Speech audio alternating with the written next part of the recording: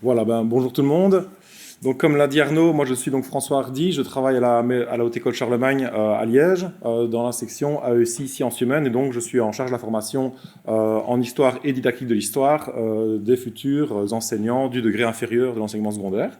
Ils vont donner cours d'histoire, de géographie, mais aussi de sciences économiques et sociales. Et donc moi j'ai en charge le volet histoire de leur formation. Et donc, dans ce cadre-là, j'ai intégré le jeu vidéo en classe avec différentes séquences que je vais vous présenter ici. Et j'ai petit à petit donc essayé de développer une méthode qui permet d'intégrer le jeu vidéo en classe. Et l'idée, c'est d'avoir des résultats satisfaisants. Et donc, je vais vous expliquer aujourd'hui donc pourquoi j'ai intégré le jeu vidéo en classe, surtout comment je l'intègre, et puis on va explorer un peu les résultats auprès de mes étudiants.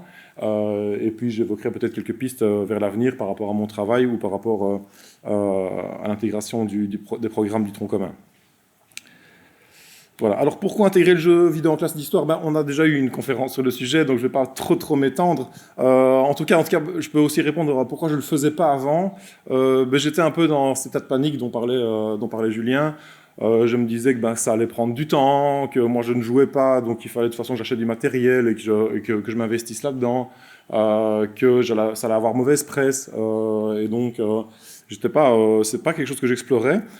Et puis petit à petit, sort des études, enfin en tout cas je les découvre petit à petit sur les bénéfices de l'utilisation de la 3 dimensions dans l'enseignement, en particulier l'enseignement supérieur. Alors ce sont des études qui sont faites en dentisterie ou en médecine, mais l'idée c'était que les étudiants ont des meilleurs résultats sur ce qu'ils apprennent s'ils l'apprennent en 3 dimensions.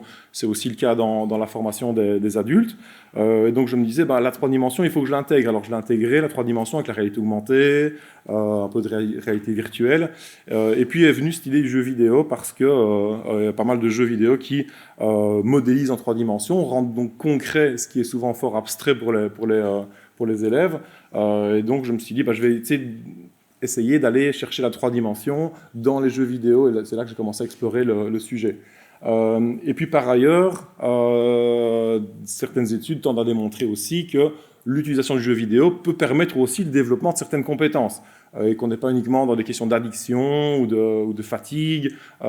C'est aussi l'occasion pour les élèves d'apprendre à se spatialiser, à travailler le vocabulaire. Et donc il y a aussi des plus-values comme ça, des pédagogiques aux jeux vidéo.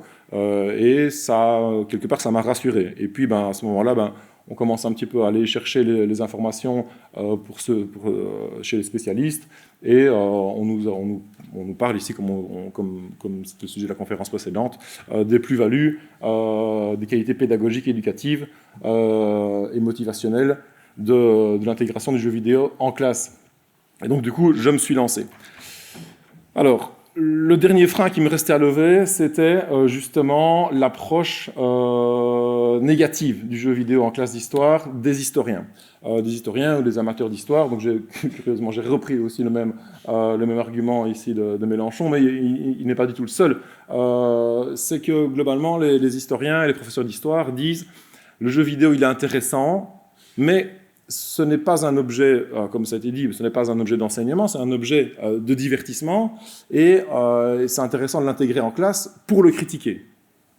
Et on sait que la critique historique, c'est quand même un gros nœud de la démarche historique, et moi, ça ne me plaisait pas. Pourquoi ça ne me plaît pas? Parce que, en fait, ça ne motive pas les élèves. Quand on arrive avec une série, par exemple, des extraits, où on dit on va juste le critiquer, eh bien, en fait, ce n'est pas très motivant pour l'élève, parce qu'on a une approche assez négative de l'objet. Et ça, c'est pas mal de chercheurs qui vont le dire, que ça n'a pas beaucoup d'intérêt comme objet éducationnel, mais c'est un objet, un objet de critique et de lecture didactique, quoi.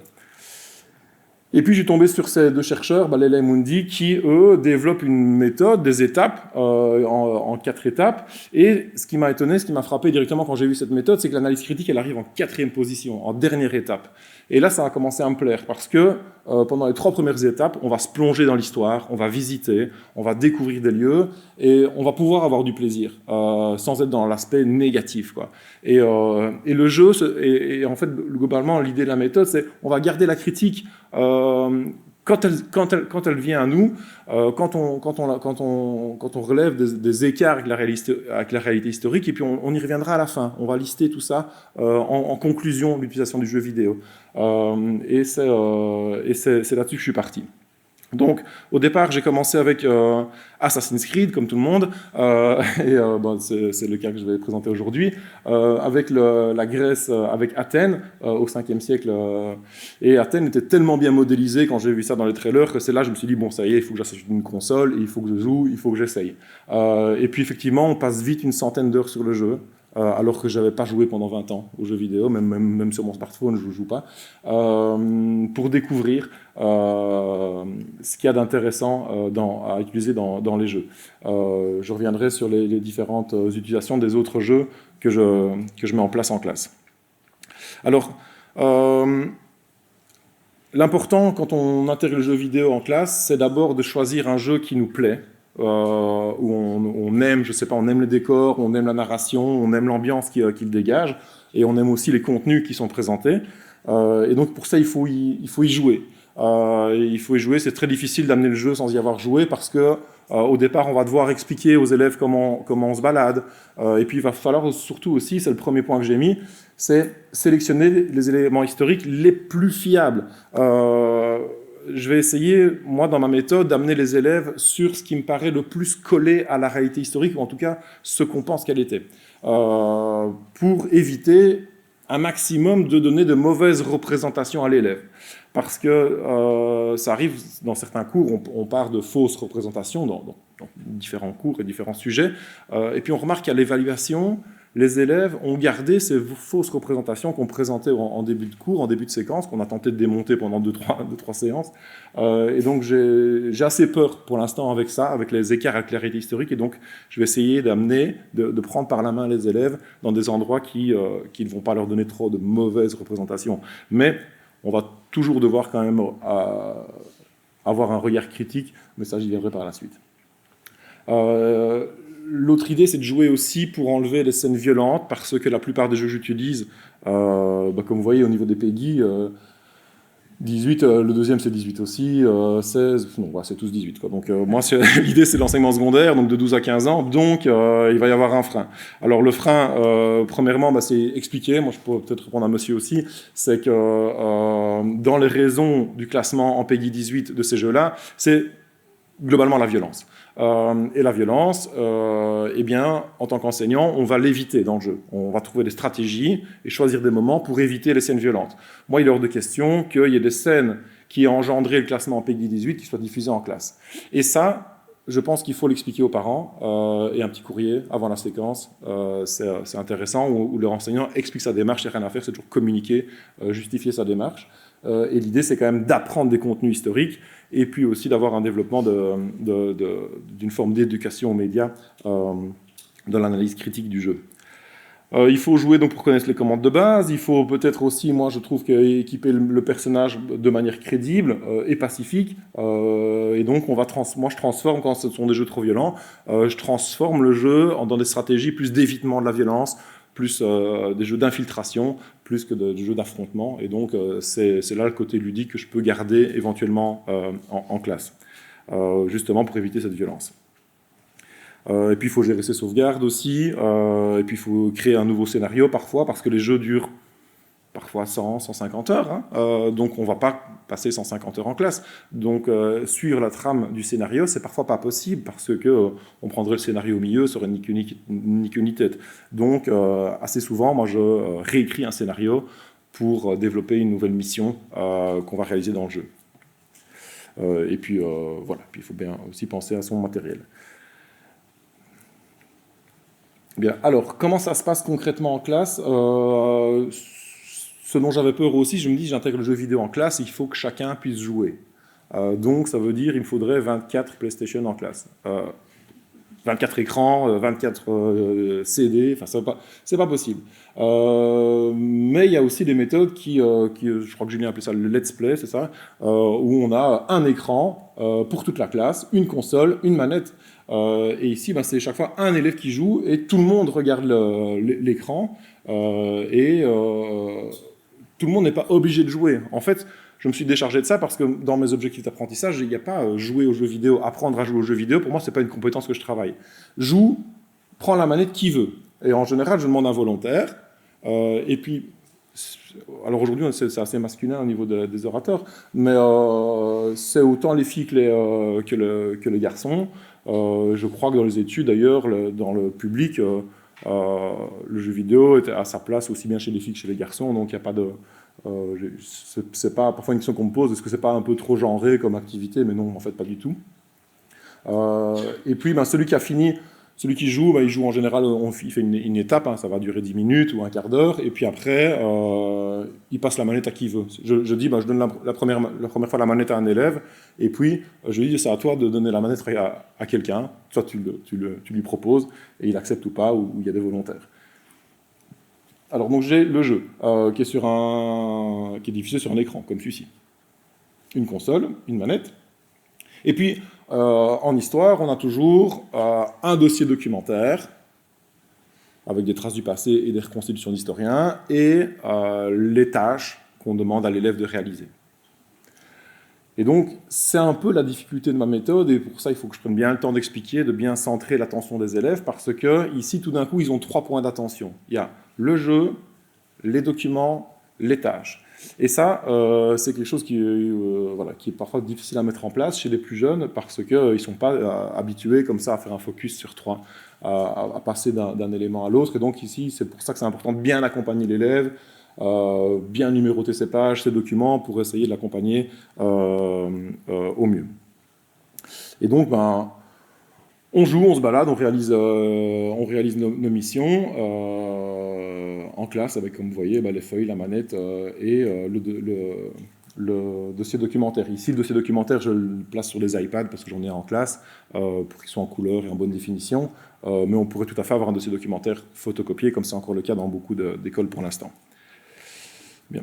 Alors, dans mes 4 étapes, la première, c'est l'étape de l'exploration initiale. Et là, ici, les Mundi conseillent c'est ce que j'essaie de faire, c'est d'abord de jouer au jeu, de le découvrir, une phase de découverte avec les élèves. On va prendre en main le personnage et on va voir ce qu'il peut faire. Tiens, il peut se tenir sur un petit pyramidion, il peut sauter, il peut grimper, il peut interagir avec des objets.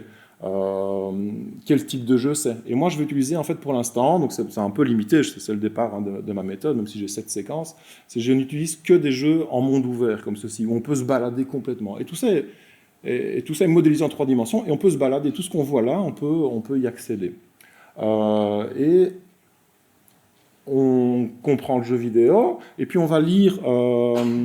Ici, sur le côté gauche de ma dia, j'ai le scénario. Alors, globalement, moi, je vais réécrire le scénario. Ici, le héros du jeu, ce n'est plus du tout le héros de l'histoire imaginée par Ubisoft. J'ai écrit que c'était un Phénicien, un mercenaire qui voulait passer sa pension, sa retraite en Égypte, et il a accumulé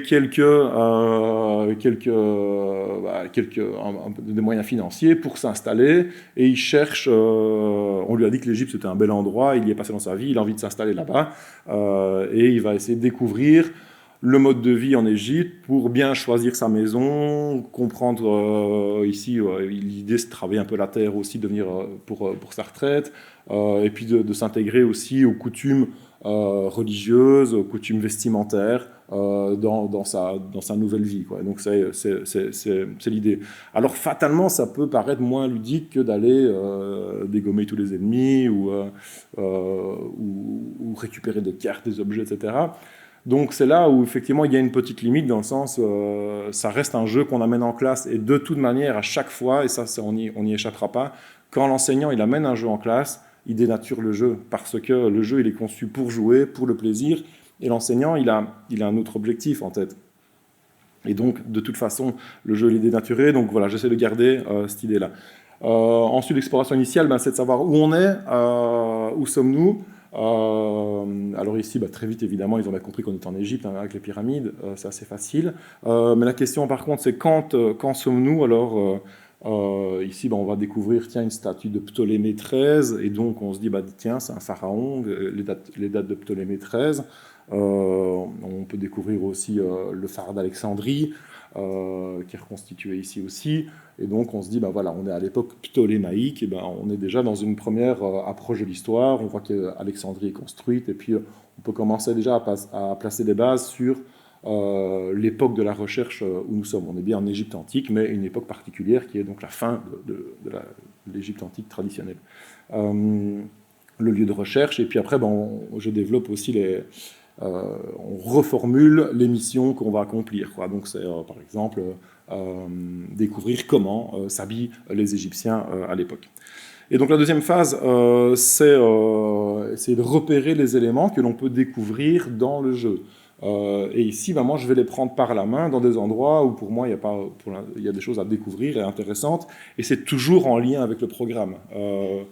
Toutes mes séquences sont cantonnées au programme. J'étais super intéressé par les exemples qui étaient cités dans l'exposé précédent, mais je me dis, ah bah zut, ça c'est pas du tout dans le programme, je peux pas l'amener en fait, parce que je reste quand même un formateur d'enseignants dans le cadre officiel, avec des programmes qui sont très carrés, et en général on n'en sort pas trop, parce que de toute façon ils sont tellement chargés qu'on ne peut pas trop se permettre de faire des séquences malheureusement sur d'autres sujets. Bien. Et donc ici, on se balade, et on va observer ça, c'est un peu libre, on essaie de voir un peu comment ça se passe. Est-ce qu'il y a des gens? Oui, il y a des gens, qu'est-ce qu'ils font? Où on est? Dans quel type de lieu on peut se déplacer? Et puis, c'est une phase ici, pour moi, qui ne prend pas trop de temps. Très vite, on va passer donc, à la troisième étape, à essayer de l'analyse objective des contenus que l'on peut observer dans le jeu. Donc je vais repasser la vidéo une deuxième fois, mais après avoir montré d'autres documents. Ici, voilà, il découvre une barque, il y a des gens avec des peaux de léopard, on regarde un peu les sandales, il y a des instruments, il y a un objet. Et ça, ils le verbalisent, ils le décrivent avec leurs hypothèses, quoi, hein. Et on est là dans la découverte, en fait, hein, des éléments qui sont dans le jeu. Et là, jusque-là, quelque part, l'élève, il peut le faire tout seul, même si c'est moi qui cadre. Mais le rôle important de l'enseignant aussi, ça va être pour moi d'aller faire correspondre cette reconstitution du passé aux traces du passé et aussi aux documents scientifiques des historiens. Et dans les documents, on va essayer d'aller repérer les éléments qui vont pouvoir nous éclairer sur ce qu'on voit dans le jeu et lui donner du sens. Ça peut aller de la scène de la pesée des âmes qu'on peut voir, mais ça ici vous voyez aussi un personnage qui a une peau de léopard et qui tient aussi une sorte d'encensoir. Il y a des chaussures qu'on a retrouvées, des sandales qu'on a retrouvées, qui sont des traces du passé du British Museum. Il y a un cistre, et en fait, ici, j'ai pris des vidéos. En fait, j'aurais peut-être pu avoir carrément la manette en main pour montrer un peu comment plus facilement les objets à découvrir. Mais petit à petit, on va replacer les idées et découvrir que ce sont des prêtres, que la barque, elle va servir aux processions, à balader la statue du dieu. Le cistre, on le voit là, les chaussures, c'est bien celle-là. Tiens, la scène qui était à droite sur le panneau étendu, là, c'était une scène de la pesée des âmes. Et on va essayer de donner du sens, en fait, d'éclairer les contenus à l'aide des traces du passé. Donc moi, je ne le fais pas avec le Discovery Tour, où le jeu s'arrête et puis on lit le contenu, quoi. Ici, moi, j'essaie vraiment de mettre en lien les documents et les contenus du jeu. Bien. Si tu veux bien juste revenir sur l'image d'avant. Alors, vu que, tu l'as dit, hein, l'enseignant dénature le jeu, puisque c'est pas fait pour ça, il faut bien aussi toujours partir du principe que le but d'un jeu, c'est d'être un jeu. Et donc, il y a une série d'éléments qui sont juste là pour l'ambiance visuelle. La pesée du papyrus d'Ani, donc dans la partie supérieure, n'a jamais été imprimée en grand format et encadrée sur le côté d'un temple. C'est juste un élément visuel. Quand on étudie l'histoire de l'art, il y a un processus nécessaire qui est de feuilleter. Enfin, de mon temps, c'était feuilleter. Maintenant, c'est différent, c'est scroller. Une série d'images pour qu'on garde des choses dans la rétine Et c'est à force de voir une série de choses qu'on dira, tiens, ça fait égyptien. Et donc, voilà, le papyrus, il est mis là parce qu'il est signifiant pour l'Égypte ancienne. Dans les premières slides, tu avais un exemple qui expliquait que la spatialité, la 3D, apportait quelque chose de supplémentaire. Mais là, quand on regarde le papyrus de gauche, on a le prêtre avec sa peau de léopard, on le voit avec son encensoir, on peut voir des cistres. Mais vu les conventions du dessin égyptien antique, tout ça est très rigide et très statique. Le fait de voir des personnages en 3D qui bougent avec, ça permet aussi de se rendre compte qu'il y a c'est des vêtements qui étaient portés. Et donc, ça rajoute quelque chose de beaucoup plus vivant. Le cistre, voilà, il y en a ici, on en a 2 à l'étage. C'est des objets de musée qu'on connaît bien, mais c'est toujours difficile d'imaginer comment c'est utilisé, comment c'est manipulé. Et là, c'est quelque chose qu'on voit tout à fait. Et c'est le dernier morceau, puis je te laisse revoir. Il y a la barque, et alors on voit qu'il y a plein de choses à terre, il y a des colliers, il y a des fleurs, voilà. C'est quelque chose d'excessivement important parce que dans l'imaginaire collectif, on se représente l'Égypte comme étant un pays excessivement propre. Tout le monde est vêtu de lin blanc, immaculé, il y en a des processions, tout ça est très cadré, très calme, alors qu'en fait, non, il y a des gens qui vivent, on a vu un pêcheur, il y a un marchand, il y a des fleurs partout, donc ça donne aussi une idée vivante des choses, et ça, c'est aussi quelque chose qui est intéressant. C'est ce que les étudiants disent, on verra après, mais ils sont à 99% pour l'utilisation du jeu vidéo en classe, parce que ça rend vivant l'histoire, et l'histoire, c'est quelque chose d'assez conceptuel, assez statique pour eux, et effectivement, ici, c'est la grande force ici de ces reconstitutions, mais qui ont leurs limites, j'y arrive.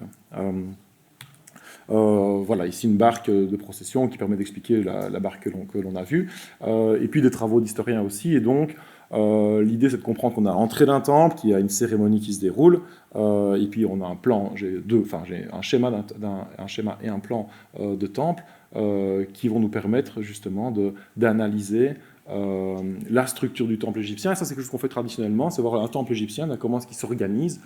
Ici, rien de tel que de le parcourir comme ça. Ici, on est devant les pylônes, avec les statues monumentales du dieu, les oriflammes. On rentre dans un espace ici, on va essayer de le qualifier avec les élèves. Et puis, tiens, comment est-ce qu'on appelle ça comment on va décrire? Tiens, c'est un espace ouvert, il n'y a pas de toit. C'est une cour, mais il y a quand même une petite galerie sur le côté avec des colonnes. Et donc on va appeler ça une cour à péristyle. Un péri, c'est le périmètre, style, c'est la colonne, et ça nous permet de visiter et de voir un peu quelle est l'activité aussi dans ce temple. Et cet aspect linéaire aussi que j'ai toujours du mal à expliquer aux élèves, c'est qu'il y a vraiment un trajet de procession, un trajet en ligne droite comme ça, qui est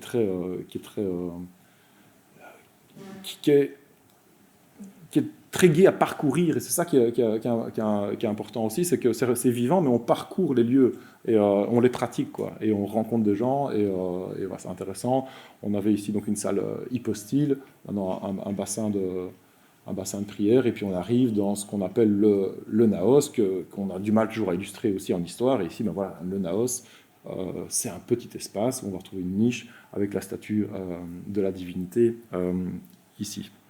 Et donc, avec tout ça, moi, qu'est-ce que je fais? Je réalise des tâches, et on va essayer de réaliser, enfin, on n'essaie pas, on le fait. On réalise le plan du temple que l'on visite, c'est un temple de Sekhmet ici, et on réalise le plan du temple que l'on visite, parce qu'on n'a pas de plan disponible.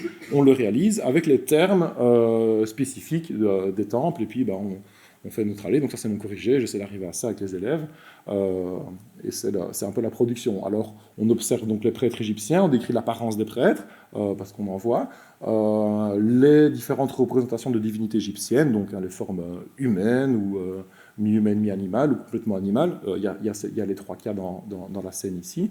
Et puis, on va définir aussi les rituels, donc faire des offrandes de fleurs, d'encens, des prières, et c'est ça qu'on va essayer de relever dans le jeu. Alors après, on continue à côté du temple, et c'est juste à côté, c'est fort pratique, j'adore ce temple, et juste à côté, non mais il est beau. On arrive dans une zone, on ne sait pas trop, on dit tiens, c'est de l'habitation, et puis là on découvre de nouveau, on repart un peu dans la phase 2, quoi. Tiens, on se balade, on découvre, et sur quoi on va tomber, tout d'un coup, pouf, on tombe sur des rouleaux, tiens, intéressant, et puis, On retombe sur des personnages avec des peaux de léopard et habillés comme des prêtres. Donc tiens, on est avec des prêtres. Et qu'est-ce qu'ils sont en train de faire? Tiens, très vite, évidemment, ils reconnaissent une momie. Là, il y a un bac, on ne sait pas encore très bien ce que c'est. Et ça va nous amener progressivement à découvrir les étapes le processus de momification réservé aux nantis de l'époque égyptienne. Mais on les découvre un peu dans le désordre et sans explication. Et moi, je préfère ça que le Discovery Tour qui va nous donner tout cuit, où il y a moins de démarches de recherche, moins de démarches de mise en parallèle des documents.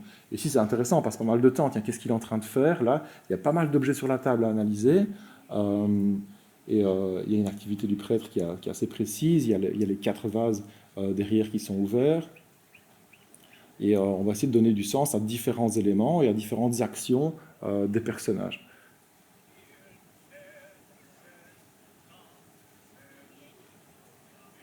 Je crois qu'il a la main pleine de sang. Là, il y a une activité qui marque fort les élèves. Ouais. Une question, donc effectivement, tu parles des objets qu'on voit, que tu vas analyser, mais il y a une ambiance sonore qui est présente en classe?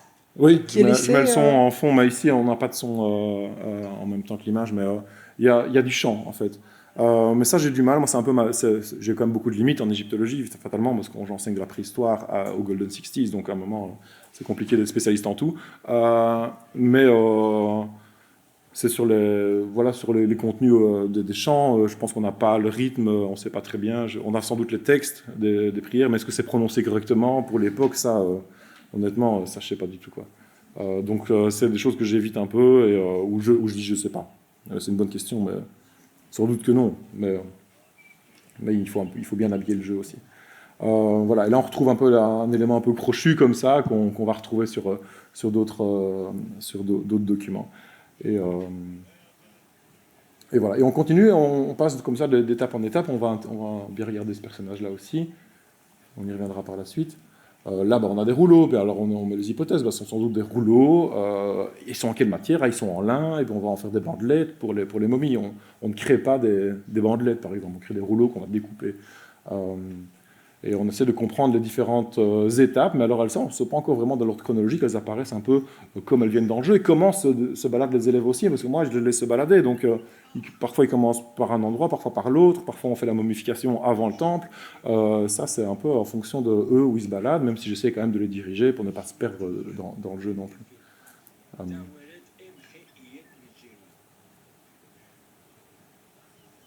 Voilà, puis une dernière... Voilà, alors ça, par exemple, les petites maisonnées comme ça où les prêtres travaillaient, je pense que je ne suis pas sûr qu'on sache exactement dans quels locaux ils travaillaient, mais c'est l'idée, quoi. Je crois que c'est pas très grave de le montrer comme ça, en tout cas, je pense pas.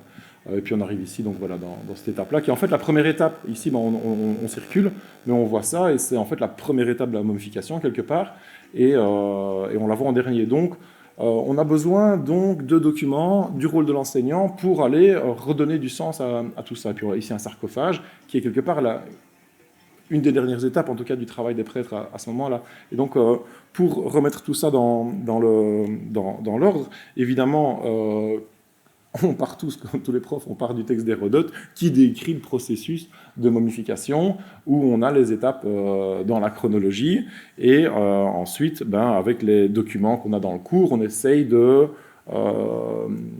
faire des liens entre ce qu'on a vu et des traces du passé, les vases canopes, le crochet pour aller retirer le cerveau, le sarcophage, la momie, un masque funéraire. Alors j'ajoute aussi des choses. Le masque funéraire, on n'en a pas, mais j'en ajoute un. Les onguents, ça on en a vu. Les amulettes, il y en avait aussi. Et puis on peut revenir aux documents qu'on a déjà vus pour identifier le prêtre et son encensoir. Le petit objet crochu, là, en fait, il le tient. Il y en a un qui le tient dans sa main droite, gauche, vers le bas là.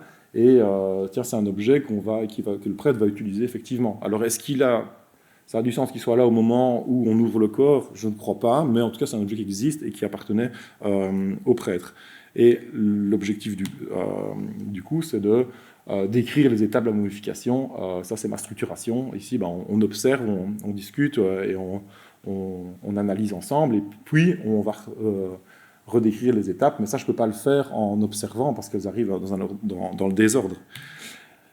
Et ce qui est intéressant, c'est d'aller voir aussi dans différents lieux. Alors là, on n'est pas du tout au même endroit sur la carte, on est dans un village totalement différent, mais qu'on visite aussi dans le cadre de la découverte du mode de vie plutôt agriculture, vêtements et compagnie. Et on est dans une belle maison ici, et dans une cour, dans une partie de la cour de la grande maison, on arrive dans un lieu un peu différent du village, où il n'y en a qu'un comme ça. Et ici, on va essayer d'identifier aussi l'activité de la famille qui vit là et son statut social. Et là, on va redécouvrir de nouveau des objets, la conception d'objets liés au rite funéraire. Et ça, c'est aussi donc après à ajouter donc au contenu. Qu'on développe sur les étapes de la momification. Si je peux juste dire un mot là-dessus, juste l'image d'avant. En fait, pour le côté Égypte, donc Ubisoft s'est vraiment entouré d'énormément d'égyptologues qui ont formé les artistes pour le concept art, etc., et qui sont aussi intervenus sur le scénario. Alors après, ça reste un jeu, donc il y a des fois Ubisoft a entendu, des fois pas du tout. Les égyptologues, par exemple, avaient milité, puisque c'est à l'époque de Cléopâtre VII, pour que physiquement, ce ne soit pas la sex symbole qu'on se représente, mais qu'elle soit plus conforme à la réalité. Donc ça n'a pas du tout été fait. Par contre, Ubisoft voulait des combats de gladiateurs. Les égyptologues ont dit non, ça c'est pas cohérent, c'est pas mis. Ce que je voudrais juste dire, c'est que par rapport à ça, c'est une innovation absolue, parce qu'il n'y a aucune raison qu'un jeu vidéo représente les portraits du Fayoum. Bon, on est bon parce qu'on est dans la chronologie de l'Égypte ancienne, c'est bien, mais traditionnellement, on va juste représenter les momies parce que c'est ce que tout le monde connaît. Et donc, là où c'est intéressant, c'est que ça permet d'aborder autre chose. Et ça permet surtout de montrer que l'artisan, il ne fait pas qu'une seule chose. Là, on voit qu'il y a des stèles, il y a les portraits, il y a d'autres choses. Donc, les artisans sont multiples, alors que nous, parfois, on a tendance à beaucoup trop catégoriser les secteurs d'activité. Donc là, voilà, ça c'est par exemple l'une des innovations absolues de ce jeu, c'est de représenter des choses qu'on ne voit pas habituellement, et sachant que la plupart des objets qui sont bien designés comme ça, ce sont des objets authentiques, qui sont donc bien conservés dans des musées. Il y a d'ailleurs une tête de la reine Bérénice II dans le jeu, qui est conservée ici au premier étage. Donc, une palette de peintres aussi, ouais. C'est intéressant. Et moi, ce que je relève aussi, alors les stèles de ce type-là, on en connaît, mais on est dans le village du Fayoum en plus, hein, donc dans le jeu, donc ça colle tout à fait au niveau du lieu, mais au niveau de la chronologie, moi j'ai un petit doute, vu qu'on est à l'époque de Ptolémée XIII, et d'après mes recherches, c'est plutôt de l'époque romaine. Ah, il y en a des chiquets, hein, c'est-à-dire qu'il y a un grand vase en faïence, qui en fait est bien connu, il est au Louvre, mais il fait 8 cm de haut. Oui. Donc il y a des prototypes de portraits qui sont tout à fait cohérents avec Cléopâtre VII, mais après il y en a, ils sont dans l'ambiance chiquée, voilà, ils ont voulu du documentaire Fayoum, et c'est ça, c'est des objets qui sont signifiants pour l'Égypte, mais certains sont chronologiquement bons. Oui, déjà à l'époque de Ptolémée, on avait des masques, et des portraits aussi de ce type-là, très bien. Et donc l'idée, voilà, ici, quand les élèves voient du 1er siècle au 4e siècle après Jésus-Christ, tiens, on a dit qu'on était en moins 50 par là, et donc on est un peu hors en fait du sujet. On est à l'époque gréco-égyptienne, quelque chose comme ça. On n'est pas à l'époque égypto-romaine. Et donc, est-ce qu'on n'est pas un petit peu tôt dans l'histoire pour avoir un bel atelier comme ça avec des portraits funéraires?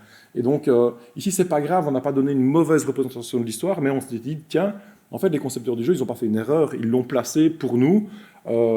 Et c'est là où on arrive dans l'analyse critique et on se dit, pourquoi ils ont fait ce choix-là? Pourquoi ils vont nous amener des choses qui ne devaient pas être là ou pas sous cette forme-là. Et donc ici, avec Gaël Gisson, dont on a parlé, on a essayé de modéliser un petit peu les raisons que des concepteurs, qui pourraient motiver des concepteurs à s'écarter de la réalité historique. Premièrement, il y a le gameplay, il y a la jouabilité, dans le sens où, par exemple, d'Alexandrie aux pyramides de Gizeh, en marchant et en courant, il faut 5 minutes dans le jeu, même pas. Dans la réalité, évidemment, il en faut plus. Mais pour une raison de jouabilité bien évidente, les distances ont été réduites. Et puis, il y a aussi des choix de la direction artistique. Est-ce qu'ils ont envie d'être créatifs? Par exemple, sur Cléopâtre, ils ont envie d'être créatifs. Ils ont envie de donner ce qu'ils ont envie de donner, c'est des artistes aussi, et donc qui ont envie de s'exprimer dans le cadre de leur conception de jeux vidéo. Il y a aussi un contexte légal politique qui peut aussi obliger le travail de constitution à prendre certaines orientations, on va le voir. Il y a des contraintes techniques aussi, où il y a des limites technologiques. Les élèves ils me disent souvent, oui, mais ils bougent bizarrement, par exemple, ça c'est pas normal. Non, mais on n'arrive pas encore à modéliser, à programmer, à coder le comportement humain dans toutes ses facettes. Les personnages ils bougent toujours de manière un petit peu quand même peu naturelle. Et puis des contraintes techniques de budget financier, par exemple, si on analyse les deux frontons du Parthénon, ils sont identiques, alors qu'ils sont clairement différents, je crois qu'ils sont au British ou en partie, on sait qu'ils sont différents, on sait les reconstituer, mais ils les ont mis identiques. Pourquoi? À mon avis, ils ont fait un simple copier-coller, ça prenait moins de temps, ça prenait moins de travail, tout simplement, et on est les seuls, nous, à jouer, à aller observer le fronton, à grimper sur le fronton pour essayer de découvrir ce qu'il y a dessus, quoi. Et puis un élément très fort chez Ubisoft, c'est l'expérience du joueur, c'est l'effet d'esthétisme, l'effet esthétique sur le joueur, pas le jouet, ou sur le jouet peut-être, donner du plaisir aux joueurs et rencontrer ses attentes et ses représentations mentales. Et c'est ça qui est un peu dérangeant, c'est qu'il y a beaucoup de représentations mentales sur l'Égypte. Le travail du professeur d'histoire, c'est justement essayer d'aller un peu au-delà de ces représentations, parfois d'en déconstruire certaines. Mais Ubisoft va nous renforcer pas mal de représentations mentales. Et donc là, c'est un peu l'idée, par exemple, du côté sexe symbole de Cléopâtre. Ils vont nous le renforcer alors qu'on voulait peut-être justement un peu nuancer, quoi. Donc ça, il faut faire attention. Et puis il y a aussi l'état des connaissances qui peuvent évoluer et qui peuvent aussi donc, du coup, amener certains écarts historiques parce que la science a évolué, tout simplement. Et à chaque fois qu'on va tomber sur un élément qui ne correspond pas bien, on va essayer de le relever. Et donc, moi, je ne sais pas si tu vas peut-être m'éclairer, est-ce que la scène de la pesée des âmes qu'on a croisée dans la colonne, si vous avez été attentif dans le temple, est-ce qu'elle a sa place là? Moi, je trouve qu'elle a plus des places dans les livres des morts. Oui. Et donc là, pourquoi Ubisoft l'a placée là, sur la colonne? Pour moi, il peut y avoir plusieurs raisons. Moi, je pense qu'il y a une question rencontrer les attentes des joueurs. La pesée des âmes, c'est un truc qui est un peu connu quand même, et donc ils vont nous la mettre. Ils nous l'ont mis au début du temple, ils nous la remettent dedans, parce qu'on n'ouvre pas des papyrus dans le jeu, on ne déroule pas des livres des morts. Puis il y a peut-être aussi des questions économiques. Ils ont des beaux dessins, c'est plus facile d'aller remodéliser ça parce qu'on a déjà une base qui est déjà réalisée par l'époque, quoi. Donc là, c'est intéressant à développer. Au niveau de la date, moi, alors peut-être que je vais changer mon cours. Non, ceux qui sont présentés là sont d'époque romaine, ça de toute façon. Et là, on n'est pas à l'époque romaine, donc voilà, on est encore sous Ptolémée XIII, donc c'est un peu tôt, voilà, c'est ça. Et donc là, je crois que c'est pour rencontrer les attentes. C'est pas une création artistique. Ici, ils ont pris des objets qui existent et ils les ont replacés là. Et puis, je pense pas non plus, alors je sais pas si on le sait, mais je pense pas que sur le travail des corps, on cachait spécialement les sexes des... Non, et on n'ouvrait pas en plein milieu, assurément. Et on tripatouillait pas comme ça dedans. C'est sur le flanc qu'ils ouvraient? Non, ils ouvraient sur le flanc, ouais. Et le corps ne baigne pas... Dans le sang, il y a un système, on voit, il y a le conduit et le sang est récupéré, mais on tripatouille jamais tout le sang. Donc, oui. Et je pense qu'Hérodote le dit que c'est sur le flanc. Oui, et dans un pays désertique, on ne laisserait jamais un corps comme ça en plein soleil sur une natte, c'est déconseillé. Bien. Alors, c'est bien, c'est super, moi j'alimente mon cours. Et nous aussi, ce qu'on relève, c'est qu'ils ont caché les sexes des individus. Et ça, on est sur des questions légales. On a le droit dans le jeu de trancher des têtes, ça n'y a pas de souci, mais montrer un sexe d'un humain, ça non. Donc voilà. Alors, les séquences, donc ici, moi je les partage donc, sur un site internet que j'ai créé à destination des collègues. Je pense que c'est des séquences qui ont une durée de vie assez limitée, dans le sens où le jeu vidéo, à mon avis, dans quelques années, déjà, sera peut-être déjà trop vieux, quoi, peut-être, je ne sais pas. où j'aurais peut-être plus envie de la faire. Et puis de toute façon, les programmes changent aussi, donc autant partager mes documents. Et donc je propose sur mon site, je dois encore adapter mes fichiers, mais je propose les feuilles pour les élèves, le dossier documentaire et aussi de corriger à destination d'enseignants. Et puis je place aussi une petite vidéo des lieux qu'on explore. Alors dans le cas de l'Égypte, ça c'est un sujet, c'est sur la religion globalement. Mais il y a aussi tout ce qui est mode de vie, ça c'est ce que je ferai cet après-midi en atelier. On passe pas mal de temps aussi dans la campagne, enfin la campagne non, dans les milieux agricoles, et on va essayer de découvrir justement les différents aspects du travail agricole, le mode de vie en termes d'habitat, de vêtements et compagnie. Et puis on travaille aussi sur les différents monuments imposants de l'Égypte qu'on retrouve dans le jeu. Alors pour quel résultat j'essaie de voir un peu l'impact que ça a sur mes étudiants, mais aussi sur les élèves du secondaire, parce qu'on teste aussi ces séquences-là en classe de l'enseignement secondaire. Globalement, les étudiants disent ce qu'ils préfèrent comme méthode en classe d'histoire. C'est d'abord les sorties, les visites. Je crois qu'ils n'aiment pas trop être 8 heures par jour assis sur une chaise, on peut les comprendre. Donc ils aiment bien sortir parce que ça rend aussi concret les apprentissages, mais c'est aussi, je pense qu'ils aiment bien parce que c'est amusant. Et puis la deuxième méthode, c'est l'intégration du jeu vidéo qui arrive en place numéro 2. La classe inversée qu'on nous a beaucoup vendue, en fait ils n'aiment pas, parce qu'ils doivent travailler chez eux, je crois. Et puis ils sont un peu seuls à la maison aussi, je pense, pour travailler.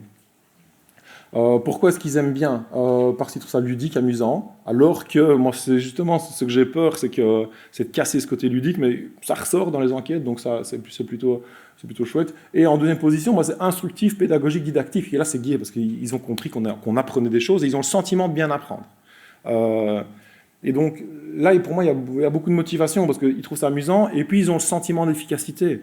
Et ça reste le sentiment d'efficacité, c'est quand même le moteur principal de la motivation.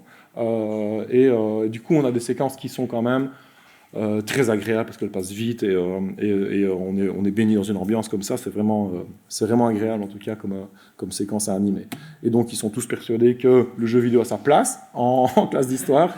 Mais c'est auprès de 3 classes, ouais, c'est quand même sur 6 classes. Hein, donc, vous voyez, c'est pas sur un panel de 3 étudiants, quoi. Donc, eux, ils sont favorables. Et donc, c'est peut-être à eux à convaincre leurs parents aussi, à expliquer pourquoi. Bien, alors moi, aux examens, qu'est-ce que ça donne pour l'instant, les résultats, ici, par exemple, c'est un examen que je viens de donner il y a 3 semaines, j'avais 4 questions qui allaient par paire. Hein. Une question sur la ville en Mésopotamie et le schéma du temple égyptien. Et pour moi, taxonomiquement, c'était un peu les mêmes questions. Et puis aussi sur le mode de vie en Mésopotamie et en Égypte, c'était aussi un peu le même genre de questions. Et globalement, il y a une question où le jeu vidéo a permis... Il y a une question où la question sur l'Égypte est bien mieux réussie que celle sur la Mésopotamie, où là où j'ai donné cours de manière traditionnelle, traditionnelle, en tout cas sans jeu vidéo. Mais par contre, le résultat s'inverse sur la deuxième question. Et globalement, je fais ça sur pas mal de questions. Pour l'instant, je n'ai pas de résultats qui sont très probants. Globalement, les questions qui sont liées à des contenus étudiés lors de l'utilisation du jeu vidéo en classe ne sont pas mieux réussies que les autres, mais pas moins bien non plus. Donc là, je dois travailler quand même sur ma méthode pour voir comment je peux améliorer ça. Je pense que je vais améliorer ça de 2 manières. Je suis dans une méthode où je travaille avec le groupe, en fait, et ils prennent la parole un peu quand ils veulent, et c'est une méthode qui fait que, en général, quand on pose la question au groupe et répond qui veut, en général, on a tendance à travailler avec ceux qui voient clair, ceux qui savent peut-être, ceux qui ont trouvé les réponses, ou ceux qui s'expriment le mieux. Et donc, c'est pas des méthodes très démocratiques, parce qu'on travaille pas avec tout le monde. Et donc, je pense qu'il faut que j'insère des phases de travail plus individuelles dans ma méthode, pour que chacun intègre bien les contenus. Et lorsque je pose mes questions, je pense qu'il faut que je recontextualise un peu mieux dans le jeu, peut-être là où on a vu les choses. C'est peut-être un petit peu trop les prendre par la main, mais j'aimerais bien voir s'ils ont retenu quand même, en les amenant visuellement, peut-être aller à cette étape-là, sans donner les réponses. Hein, mais à ce moment-là, on a étudié telle chose, tel contenu, est-ce que vous êtes capable de les restituer ou pas, quoi. Donc voilà. Alors les pistes pour l'avenir, c'est le nouveau programme, donc il va falloir changer des leçons, il va falloir adapter un petit peu, mais en regardant, en étudiant le programme qui rentre en 2026 en première, je crois, eh bien on va pouvoir continuer à intégrer le jeu vidéo, pas de souci au niveau des compétences. Au niveau des contenus, ils vont un peu changer, mais ça va donner des nouvelles approches. Et après, ça c'est peut-être encore de l'idée du délire pour l'instant, mais c'est un peu dans l'idée du Witcher, du jeu The Witcher 3 que Julien présentait. Ici, c'est un jeu auquel je suis en train d'explorer maintenant, ça prend beaucoup de temps, ça s'appelle Elden Ring. C'est un jeu qui est complètement fantaisiste. Mais où il y a plein de références historiques à des objets qui ont existé, ou à des lieux qui ont existé, ou des monuments. Et je me dis, est-ce que je ne prendrais pas la porte d'entrée complètement inverse, partir d'un monde qui n'est absolument pas la réalité historique, et puis essayer de remonter le fil pour aller chercher, tiens, dans l'histoire, est-ce qu'il y a des choses comme ça qui ont existé Est-ce qu'il y a des éléments comme ça qu'on va pouvoir replacer? Alors ici, moi, l'idée serait que chaque élève puisse choisir un élément, et puis essayer de retrouver, je ne sais pas, même s'il prend un dragon, ça ne me dérange pas. Est-ce qu'il y a qui a inventé les dragons mentalement? Dans quelle société il y a eu des dragons? Et puis essayer de me retrouver un document qui renseigne sur ça, le replacer sur une carte énigme du temps, par exemple. Voilà, serait une tâche, quoi.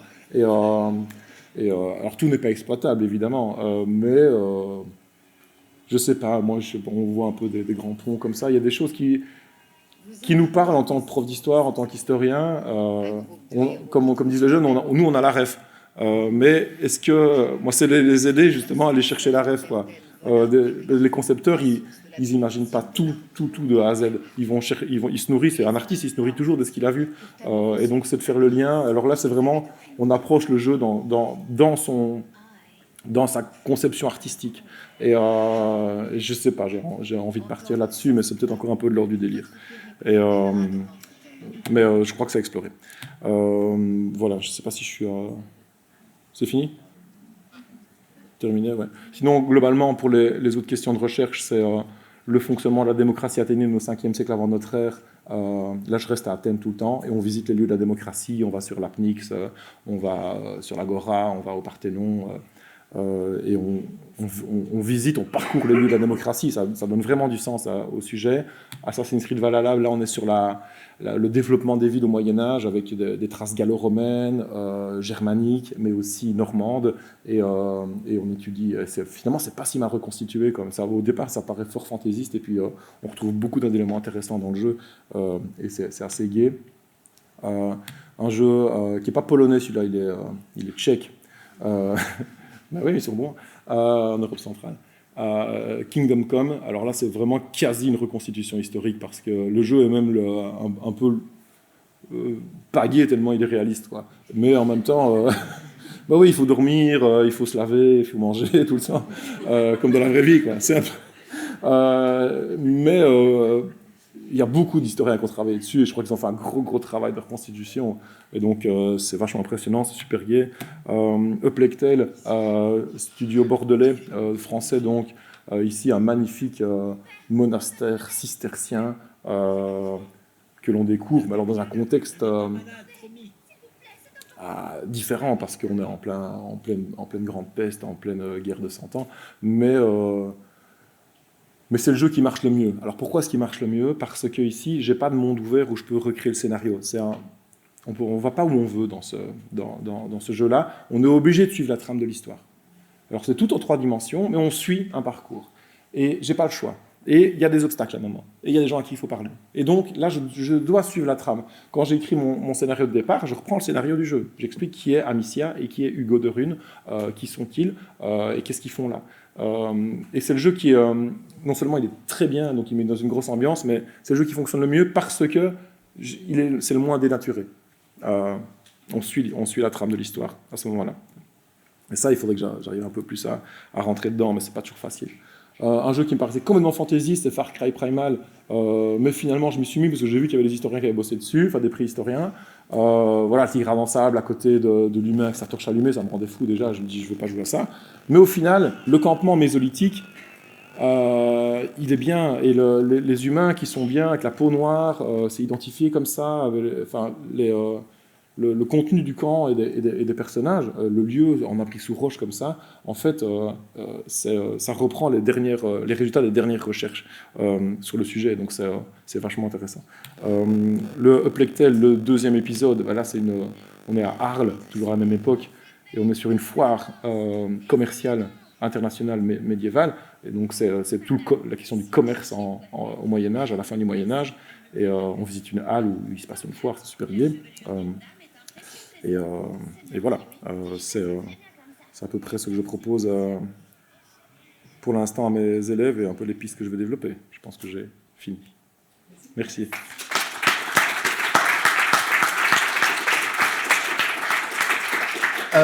Juste un commentaire. Donc, pour l'exposition, on a travaillé avec l'une des égyptologues qui a donc travaillé pour Ubisoft, qui disait que le rôle, c'était effectivement de donner des conférences pour le concept art, et puis c'était tout. Il n'y avait pas de retour dans l'autre sens, ce qui explique qu'il y a parfois des colonnes où il y a ce papyrus-là. Mais à l'inverse, il y a des choses qui ont été très très bien appliquées, puisque quand on est dans Alexandrie, si on connaît la ville actuelle, on sait que 3 fois à gauche, 2 fois à droite, on est censé arriver là, et on arrive là. Des endroits comme Comeldica ou la bibliothèque ou le Sérapéum sont là où, soit on le sait parce qu'on a les vestiges, soit c'est dans ce coin-là.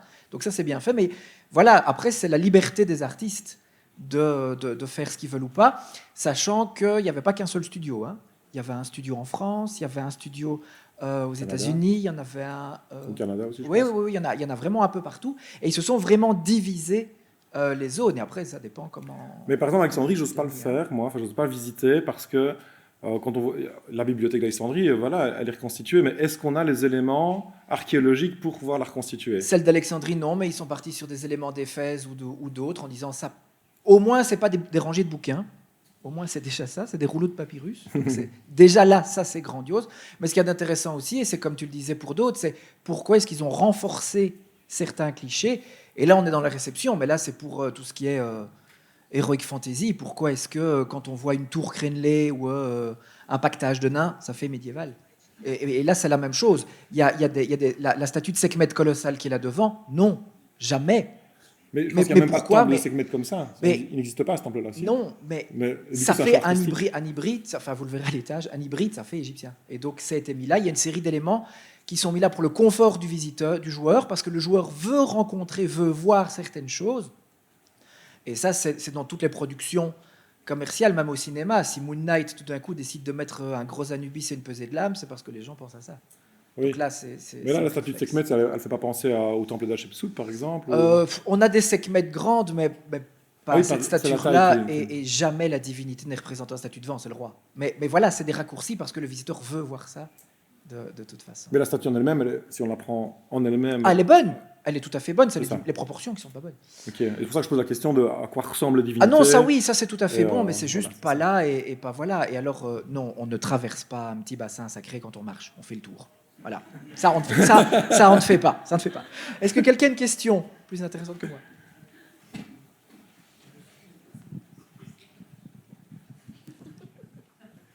Alors moi, c'est plus un témoignage qu'une question. J'ai toujours une passion, une curiosité pour l'histoire depuis que je suis petit, notamment grâce à la pop culture. Et j'ai découvert Assassin's Creed vers 2009, je pense, donc quand j'étais adolescent. Et le jeu est arrivé à faire quelque chose que mon prof d'histoire n'a pas réussi. C'est de nourrir, développer cette curiosité, cette passion pour l'histoire que j'avais, qui m'ont donné envie de lire plus, d'aller visiter les lieux des jeux. Donc, j'ai été à Rome, j'ai été en Égypte, j'étais en Grèce, en Amérique aussi.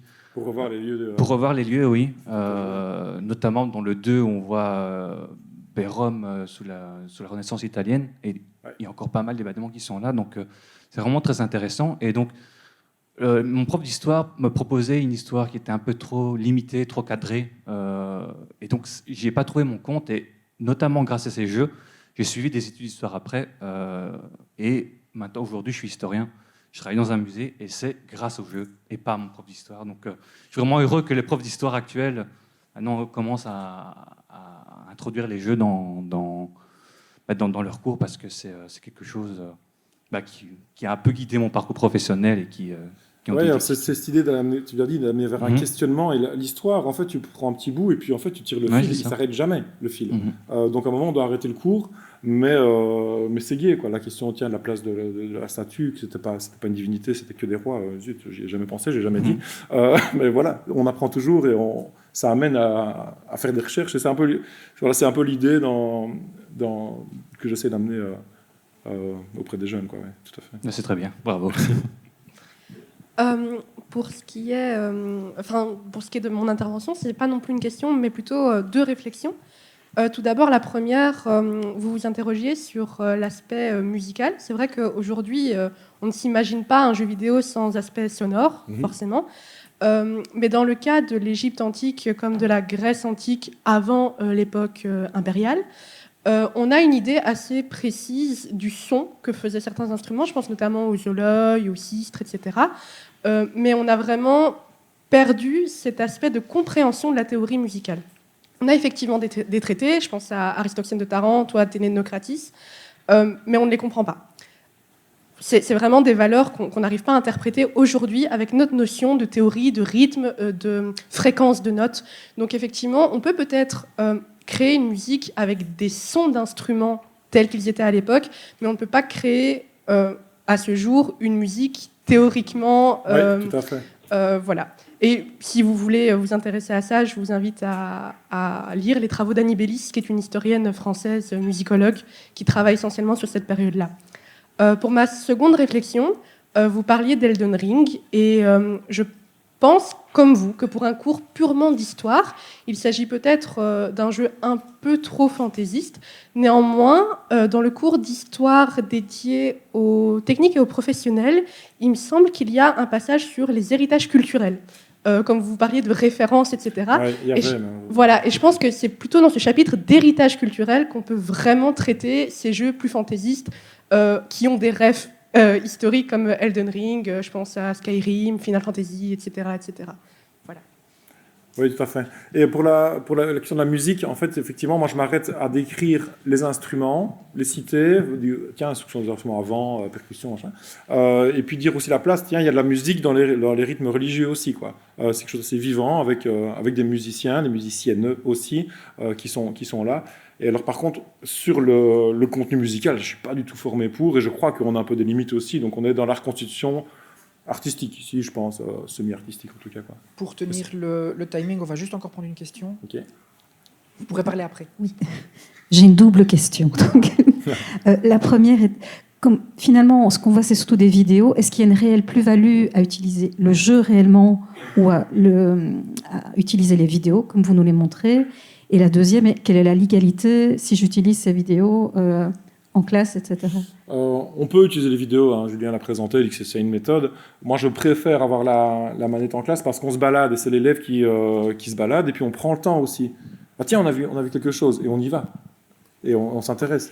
Et on est plus dans la découverte, et c'est eux qui mènent un peu plus la séquence. Et je pense qu'ils aiment bien aussi que tout ne arrive pas comme ça. Alors, c'est très guidé, moi je dis très fort mes choses, mais ils ont quand même le sentiment d'avoir un peu de liberté. Et puis on parcourt vraiment le bâtiment. Et si on veut aller voir au-dessus, on va voir au-dessus. Si on va voir derrière, on va voir derrière. Dans les vidéos, on va être limité à ce qu'on a vu. Et déjà aujourd'hui, moi je présente comme ça avec les jeux vidéo, avec des vidéos. Et je suis pas super à l'aise parce que je suis pas habitué. Au début, je me suis dit, il m'aurait fallu la manette en main, mais vu que j'ai les slides, ça marchait pas. Donc moi je pense que c'est le plus gai de l'avoir en classe parce qu'on se balade, on parcourt, on prend le temps d'analyser. Parfois, il y a des animations, et on attend. Et en fait, j'ai mon canevas, mais dans chaque leçon, on va s'arrêter sur un peu autre chose. Mais ça, c'est eux qui décident. C'est en fonction de ce qu'on voit dans le jeu, parce que à toute heure du jour et de la nuit, il n'y a pas toujours la même chose. Enfin, je pense que c'est plus vivant, c'est plus concret. Et puis, pédagogiquement, c'est mieux, parce qu'on a le temps de porter attention. Le temps, l'occasion, en tout cas. Je pense que, Et puis, il n'y a rien à faire, le côté quand il y a la console en classe, ils sont « Ah, super, aujourd'hui, il y a la console en classe !» Et puis, ça met une ambiance un peu différente que de présenter des extraits, quoi. Voilà. Et pour la légalité? Et la deuxième question, c'était? Sur la légalité d'avoir le jeu en place. Est-ce que je peux? Oui. Oui, je le peux. C'est Ubisoft. C'est eux qui me les envoient, donc je peux. Mais on peut utiliser un jeu vidéo qu'on a acheté ou qu'on possède légalement en classe. Et les vidéos les vidéos qu'on prend en général sont sur YouTube, et YouTube fait le travail de savoir si c'était légal ou pas. Voilà. Moi, je le télécharge pour ne pas avoir trop de connexion, mais ce que je veux dire aussi, c'est que c'est pas si compliqué à amener, parce que s'il faut une console, elle est dans mon sac à dos, à côté de mon ordi, et il faut un écran, mais maintenant il y a des écrans dans toutes les classes. Alors la question des écrans, ça me fait un peu rire, mais maintenant il y a quasi plus de tableaux à créer, quoi. Donc les écrans, ils sont de toute façon toute la journée devant un écran, les élèves, quoi qu'on fasse. Et c'est pas si compliqué. Alors c'est vrai que j'ai les iPads pour les documents, mais on peut imprimer les documents, ça marche aussi, quoi. Donc il faut pas tellement beaucoup de matériel, quoi. Et il faut pas de Wi-Fi aussi. C'est souvent un peu le problème, on en parlait, des écoles, mais il faut pas de connexion. Le jeu il est sur la console et on peut y jouer où on veut, quoi. Merci beaucoup. Voilà, merci à vous.